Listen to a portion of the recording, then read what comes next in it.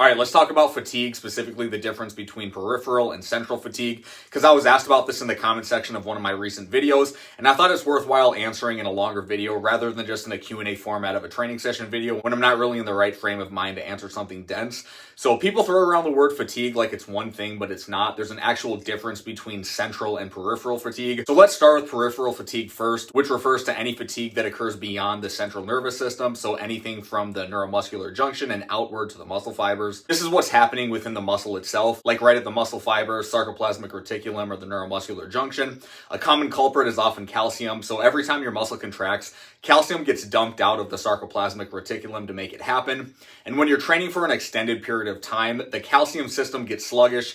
Either it's not releasing enough or not being reabsorbed fast enough. That's local fatigue, that's peripheral fatigue. That's when your muscle can't contract as hard or as efficiently, even if your brain is still sending the strong signal. You also experience buildup of things like hydrogen ions, inorganic phosphates that messes with the cross-bridge cycling.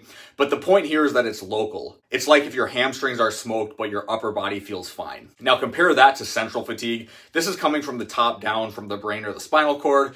It's not about the muscle being unable to contract. It's about the brain not being to send the strong signal in the first place. This can be due to neurotransmitter depletion, reduced motor drive, or just overall stress load. This is the type of fatigue where everything just feels heavy, your motivation is shot, you feel generally lethargic, and it's not just one muscle group that's affected, it's systemic. You feel like you can't turn it on, and your whole body underperforms. So central fatigue onsets due to an overaccumulation of stress, training or not, over time. Peripheral fatigue onsets from one stressful session to a particular body part. And the solution for these two types of fatigue is different. If it's local, you probably just need some rest, nutrition, hydration, maybe a light flush session, nothing major. Muscle will bounce back within a day or two, depending on the severity of the fatigue. But if it's central fatigue, you actually should step off or back off from training, sleep, de-stress, take a true low intensity week or day. This is where being honest about how you're feeling matters, because if you ignore your central fatigue and you try to push through it like it's just the quads, you dig yourself a deeper hole. That's all I have for the video to kind of explain the differences between the two. Hopefully that clears it up a bit.